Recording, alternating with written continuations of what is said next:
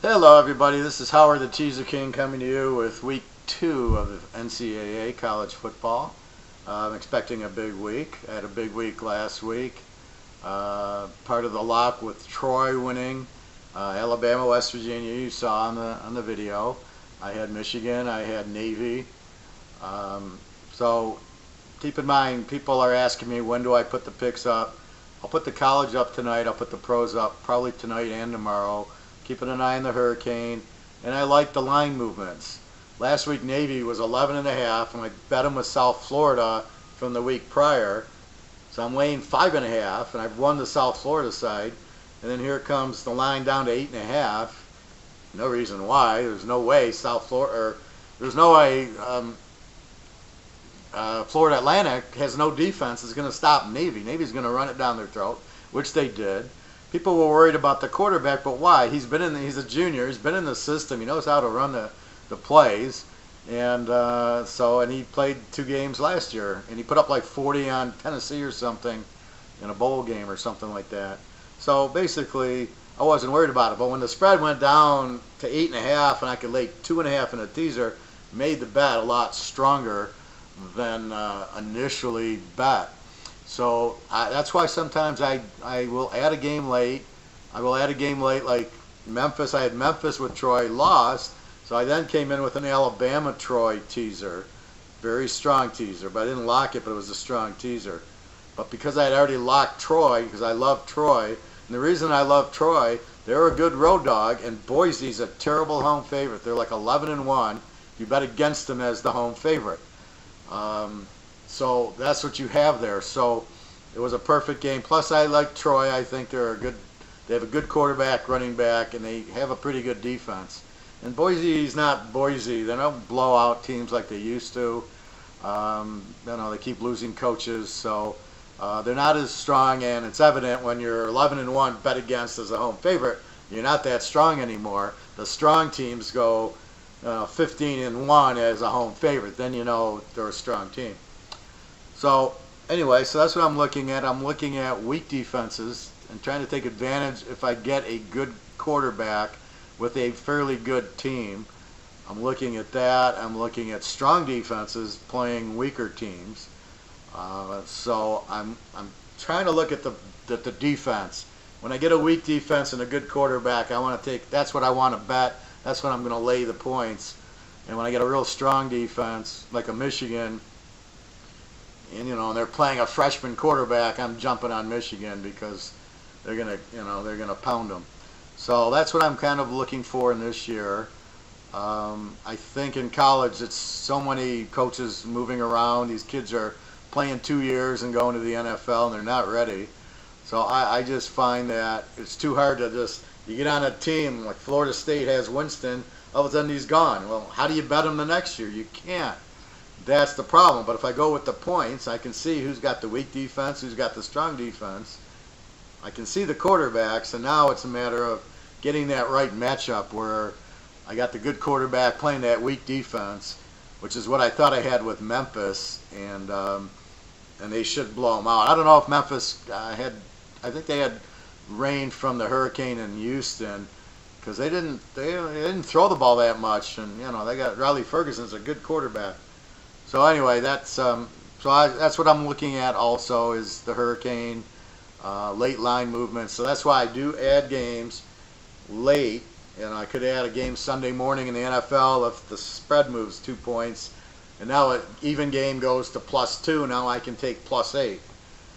So I'm looking at that. So I'm not your regular handicapper who puts out 4 games on Wednesday.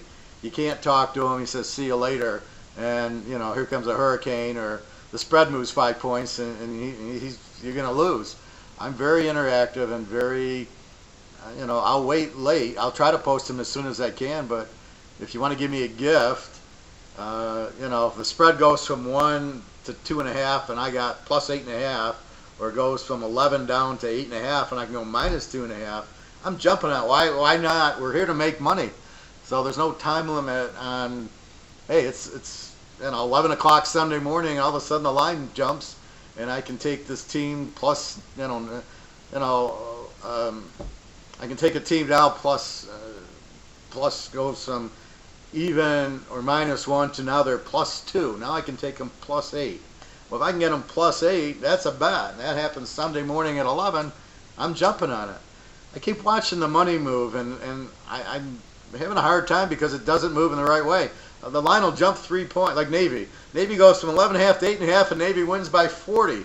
And you're like going, why did the line go down and then Navy kill them? The line should have went to 14, and that's what I was expecting. And so I don't buy this smart money. I think that's just a bunch of BS because I'm watching the lines move, and they're all losing money. So I don't know. So be careful watching them.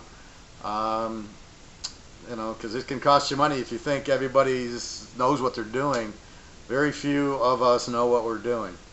So let's get on to the games. I'm going to give you 2 games.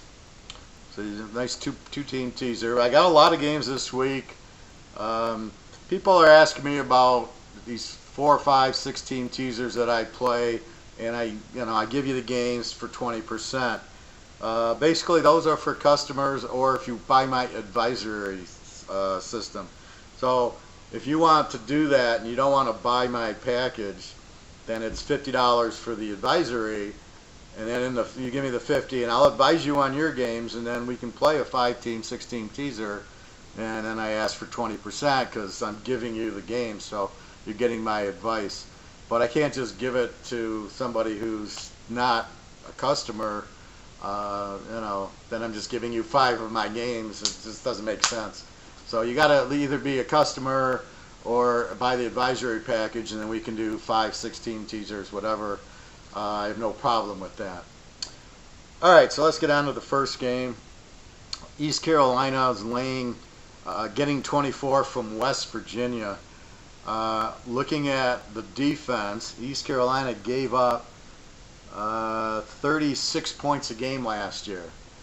See, initially when you look at East Carolina, you remember when they were pretty good, and you don't know what to do with them. Oh, they're still pretty good. No, they suck. They gave up 36 points a game last year, and it's too early to really go, have they changed?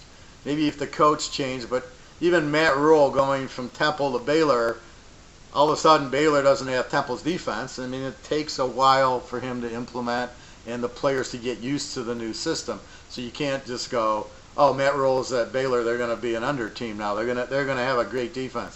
You can't do that. And also Temple, who had the great defense, lost the coach. Now you can't say they're still Temple. So that's what happens. You got to watch the coaching moves. So East Carolina, when you look at the numbers, they give up 36 a game. Here you got West Virginia, much better defense. Not a great defense, not a top 10 defense, but a better defense. But with the key I'm looking at is the quarterback. Will Greer looked really good last week. They got like 590 yards against Tennessee. Against Virginia Tech. I'm sorry, I'm thinking of the other Georgia Tech-Tennessee game. So, 500 yards against Virginia Tech, who's got a good defense, and he looked really sharp. So I'm looking for West Virginia off of a loss against a weak defensive team in East Carolina. Games at West Virginia, they have to win because they play Oak State and Oklahoma and TCU, and Texas. They play the Big 12 schedule, so they can't afford another loss. So they have to win this game, and it's off a loss against a team with a weak defense. And as strong as their offense looked, and they're very well balanced, they got a good running attack and a good quarterback. Look for them to be very explosive and off the loss really pound East Carolina.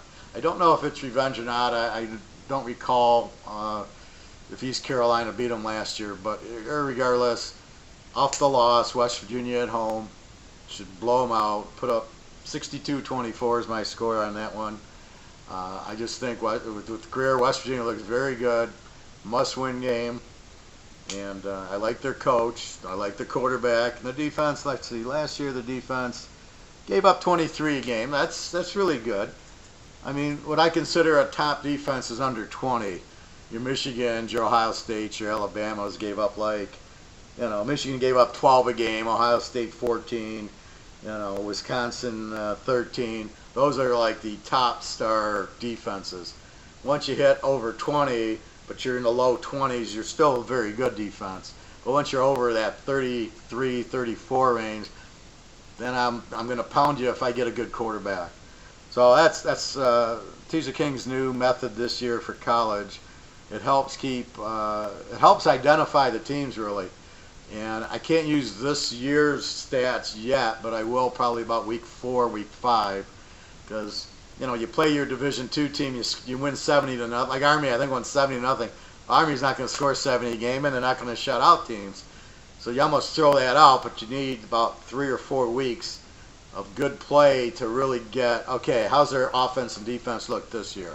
You can quickly pick up on the quarterback, like Will Greer at West Virginia. Yeah, he's good, no problem. Saw him against Virginia Tech, great defense, boom. He's the real. So you can quickly catch the quarterback. It's the other side, how good is the defense? And so there's pick 1, West Virginia over East Carolina big. Because they got the offense against a weak defense, and they got to score. Keep an eye on the Hurricane now. I don't think it'll hit West Virginia that quickly. It's not supposed to hit Miami area until Saturday afternoon. And now that's all in Miami, so to come all the way up to West Virginia, hopefully won't happen till Sunday or after the game's played. So hopefully they'll move the game up to noon, so we can get the bet in on it, and we don't have to worry about the Hurricanes. I know last year the Hurricanes hit, and every game went under that was in that hurricane. So if some fluke happens where Friday night it's hitting West Virginia, then don't bet the game, or try to cancel the bet, or just bet, there's nothing you can really do, but hopefully it won't happen. Okay, so game 1's West Virginia. Game 2, Ohio State, Oklahoma. Let's go with the big one like I did last week, Alabama. Matchup is beautiful for Alabama, and I knew there was really no threat from Florida State. Their defense looked really good, but at the end of the day, Hurts and the running back and the defense is eventually going to wear you out, and that's what happened. And like I said, Alabama's Alabama. They just win. So here we got Ohio State, Oklahoma. So let's look at the numbers. Oklahoma gives up 30 points a game on defense last year. You can't count the 60-7 win over UTEP. I mean, that's great, but in a whole season they gave up 30. I can't see their defense being any better. They have an offensive coordinator as their coach. It's too bad because I know Bob Stoops would choke in this game for sure, but I still think it's the same cast. They don't have a running game. Their defense, as I said, gave up 30. They scored 45, but not against Ohio State. When Ohio State played them, Ohio State did the 45ing. Let's look at Ohio State. They scored 42 a game and gave up 14. So I got a defense that gives up 14 against a defense that gives up 30. Makes it pretty focused right now. What do you do with the game? Ohio State showed some freshman running back that was unbelievable against Indiana. Quarterback's good, Barrett. I think he'll be better with the running game. Their defense, their front seven, their defensive front seven, like they're all going to go in the NFL. It's supposed to be the best defensive line in college, better than Alabama's, better than Michigan's, although Michigan's is pretty close. So what you're looking at is Oklahoma being one-dimensional. How do we win games? You have to be balanced. Very rare passing teams play a good defense and win because the defense can take you away or apply pressure to the quarterback because they know you're passing. The only way for the team to win is to have balance. Ohio State has balance. You don't know if they're going to give the kid, they got two good running backs, the kid from last year and the freshman this year. Barrett can run, or they're going to throw. How do you play defense? Especially you got an Oklahoma defense that gives up 30 a game. So it's not a very good Oklahoma defense. Let's go coaching. Who's better? Not even close. Urban Meyer. Lincoln Riley, never, what has he done? All right, he's an offensive coordinator, so he knows how to pass the ball. Not against Ohio State. They'll have at least 7 sacks in the game because Oklahoma doesn't have any running attack. So I don't see where they're just going to pin their ears back and put blitzes on. Good luck, Oklahoma, trying to stop Ohio State. That's not going to happen. Not with that offense. And that's what Urban's good at, is that spread. That's why he can't coach in the NFL, you'd have to run the spread, and his quarterback would never survive. So that's why he stays in college. But this is just, the defense on Ohio State's just way too strong. Defense always beats offense. Always. Every time, always. Seattle beat Denver in the Super Bowl. Denver beats Carolina in the Super Bowl. Carolina had the better team, but Denver had the better defense. Last year was even. New England, Atlanta, neither team really had a good defense. And you had a great game. If Atlanta had a Denver defense, they'd have won the game easy. But they didn't. So that's what you're looking for. The defense will dominate the offense. They can put pressure on and keep the, especially a one-dimensional offense.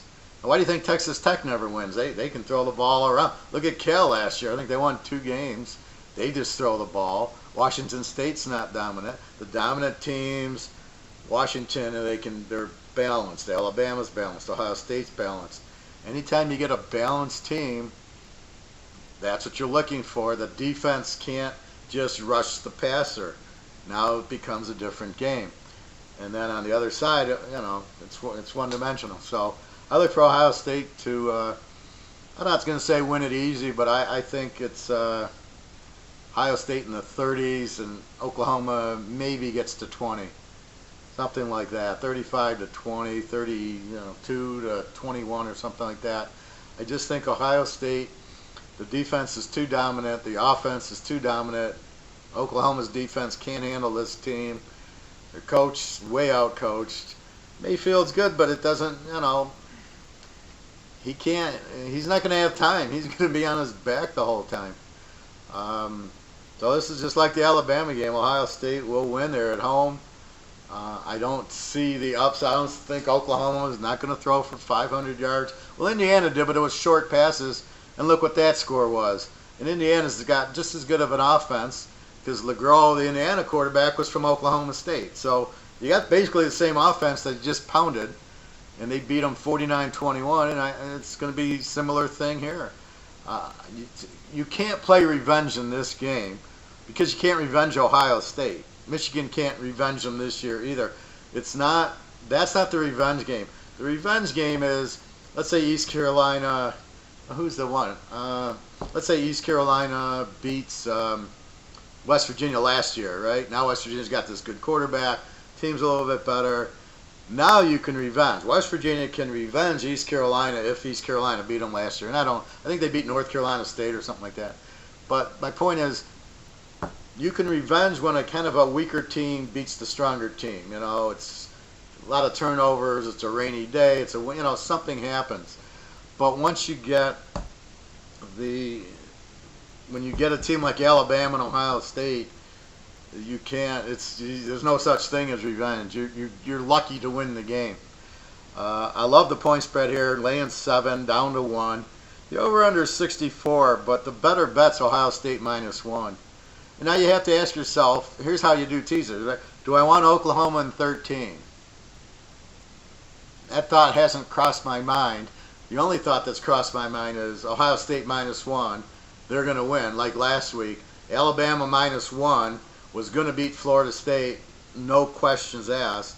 Here, it's even better because Ohio State's at home. I don't think the hurricane should affect Columbus, Ohio. It's more in the middle, not on the coast. It's a night game. But I just think Oklahoma, they're going to pass around and might make it interesting a little bit. But Ohio State's going to just wear them out. They're going to run. They're going to run the clock. They want to keep the ball away from them, and they'll get their few picks, and they're going to get their sacks. So the 64, it might go over, but it's going to go over from turnovers, punt returns, and if it goes over, then Ohio State wins big. And if Ohio State wins big, lay the 1 point. I think it's easy. I don't know. I think 64 is too high of a number with Ohio State's defense. Again, this is where you go to the stats. Ohio State gives up 14 points. You're not betting them over. Michigan gives up 12 points last year. You're not betting them over. I mean, one of my locks that I lost last year was Ohio State, Michigan. You got a defense that gives up 14 against a defense that gives up 12. The over-under in a teaser is 55. I go under, and I got them 17-3 if they don't throw the pick sixes. So it ends up going to overtime. I lose it because of the stupid overtime rules. But basically, I had the game pegged. And it just goes to show you, you're looking at the defenses. The defenses control the game. Ohio State's defense will control Oklahoma's. Yeah, they might be a little matchup, but Ohio State's cornerbacks and safeties, Urban Meyer's too smart to get burnt. Yeah, Indiana, they threw for 400 yards. They only ran for 50, and they got their 28 points, but Ohio State put up 49. So, again, Ohio State's going to score, keep the ball away, and even if it's raining, it's probably even better because Ohio State's going to run it down their throat. I don't think Oklahoma can stop it, and Oklahoma can't run it down Ohio State's throat. They're one-dimensional. They're going to blitz, and they're going to sack, and they're going to get pick sixes and all that good stuff. So those are my two picks. West Virginia laying 18, Ohio State laying 1. Again, I'm taking advantage of weak defenses, or I'm playing strong quarterbacks, strong offenses against weak defenses, or one-dimensional. Mayfield's a good quarterback. They can't run. Their defense isn't that good. Therefore, you take Ohio State there. West Virginia just has a much better quarterback, and East Carolina has a weak defense. So my quarterback's going to fire all day. It's not an Ohio State defense that's going to put pressure on the quarterback and everything else. If Virginia Tech couldn't put pressure on them, what's East Carolina going to do? So anyway, if you do buy from me, again, if you buy, we can do 5-team teasers. I've had a guy do 9, 10-team teasers. I get 20% for giving you the picks. If you don't like that, just ask me who do you like in this game and that game, and I'll give you, if it's a game I don't have, I'll be happy to, help you with that. I might not give you an opinion, not because I don't want to, I just might not have an opinion on the game. Like Michigan State, Western Michigan, I have no opinion on the game because I'm not sure who Michigan State is. I'm not sure who Western Michigan is. They did well at Southern Cal, but the spread was 28. So now you have to, so now you're looking, last year would be easy. I would have taken Western Michigan would be a lock against Michigan State. They played now. So the spread's 7. I don't know. Michigan State -1. Should they win? I don't know. So therefore, if you ask me in that game, I would give you no opinion. I can't even tell you if Michigan State's a high-scoring team or a low. Probably low because they don't have a good quarterback. Western, that kid didn't throw very well, but he ran very well, and they got great running. I don't know how strong Western's defense is. So right now, I couldn't tell you that game. So I stay away from the game, and that's why I'm looking at the high defenses, because I know they're crappy defenses. And I don't care if Matt Rule went to if Matt Rule went to Eastern Carolina, I'd still, he's the Temple coach, right? I'd still play this game. He's at Baylor. They gave up 48 to Liberty, for Christ's sake. How bad's Baylor going to be this year? So that's what I'm looking at. One other quick thought, as long as I have you here. Teams like Iowa, they're big under teams. Why are they under teams? They got this great defense, and their quarterback is terrible. So what it means is you're not going to score a lot on them, but they can't score a lot because they're going to run more because their quarterback's lousy. So to protect the quarterback, they're going to run the ball. Therefore, you're not scoring on them. They're not piling up the points. They don't have that type of offense. So you get an under team. And that's another thing I look at are over teams and under teams. Over teams are teams with a great quarterback and a weak defense. Like Pitt last year was a great over team. They could score, and they couldn't stop the win. That's what you're looking for in overs. Unders, you're looking for Iowas. Teams that have great defenses, but they don't score a lot. So this weekend I might play Iowa under because you can't trust Iowa to win, but Iowa State's not going to score a lot on them. Iowa's not going to score a lot, but they're not going to give up a lot. Because the defensive team will control the game unless you have just a really balanced offense and you can dictate. But look at Iowa last week. They dominated the game. So you just have to look at that and go with Iowa under. And then if they play another under team, like Iowa State, they're not an under team, but they're not an over team. They don't have that great quarterback. therefore, you know, they're not going to put up too many points. They don't have a great defense, so Iowa will score a little, but basically it'll be an under. And again, you got to look at the points. I'll get an over team playing an over team, because both teams have terrible defenses but good quarterbacks. But then the over-under is like 75, and you're going, well, that's kind of a bit high of an over. And that's the difference in college. It's like, well, what do I do with it? It's 70 points. Where in the pros, the over-unders in the pros are a joke. Every game's in the 40s, except for like maybe New Orleans playing Atlanta might be a 50 or a 51. That game in college would be a 70, right? Texas Tech plays Baylor, it's a 70 or an 80. In the pros, it's a 50. So, it's just funny. And the college game tends to, there's more scoring and you get the overtime. So that's the only thing with the unders is pray for no overtime. All right, well, I just wanted to say a few words. Thank all my customers and all my good comments I get from people on here. I'm happy to do it. I'm here to make us money. So good luck this weekend. Here's the game. So you got West Virginia -18, Ohio State -1. Good luck. Again, www.teaserking.com is the website. Have a nice weekend. Good luck to you. For those of you in the Miami or the South, please be careful. In Houston, please be careful. And hopefully we'll get through this without too many hurricanes. All right, everybody, have a great weekend. www.teaserking.com